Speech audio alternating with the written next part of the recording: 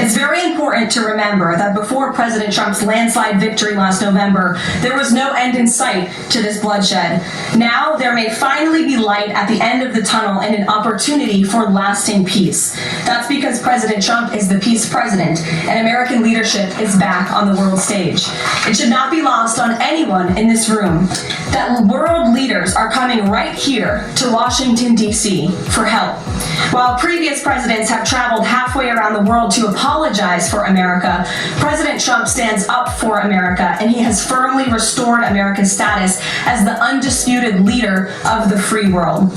However, one thing that has absolutely not changed is the media's negative and downright false coverage of President Trump and his foreign policy accomplishments. From the beginning of this entire process, much of the left-wing media has been actively rooting against the President of the United States in the pursuit of peace. Initially, the media ridiculously claimed that President Trump was somehow beholden to Russia for even agreeing to have a face-to-face discussion with President Putin inside of the United States. The media said President Trump was making a grave mistake by, quote, legitimizing Putin. They were aghast that President Trump would treat another world leader like a world leader. The media relentlessly attacked President Trump and claimed he suffered a, quote, major defeat for not immediately emerging with a final agreement, even though he said heading into that meeting, this was a meeting to listen and to understand how to move the ball forward.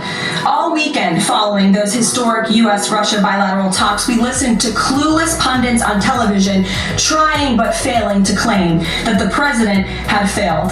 The so-called experts in the foreign policy establishment, whose record is nothing but endless wars, trillions of wasted taxpayer dollars, and dead Americans, have the nerve to try and lecture President Trump, who has solved 7 global conflicts in 7 months, about peace. This is the same president, by the way, who brokered the Abraham Accords in his first term, on top of more than half a dozen other peace deals this year alone, as I just said.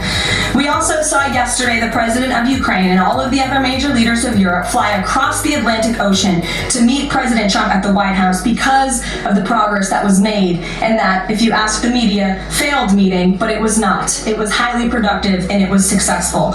This is why Americans' trust in the mass media is at a lowest point in more than 5 decades. Diplomacy is a delicate process, and instead of reporting the facts about what is happening here at this White House and what is happening between this president and other leaders around the world, many outlets in this room continue to try to actively undermine the president and sabotage the efforts towards peace.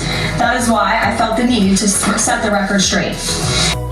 Karoline Leavitt is accusing the liberal media of hoping that Donald Trump fails in his attempt to broker peace between Ukraine and Russia. Now, if this is the case, that is un-American. Do you believe that the liberal media hates Donald Trump so badly they would rather Ukrainians and Russian civilians to needlessly die in an attempt to see Donald Trump fail? Like, comment, subscribe. Follow God, not culture.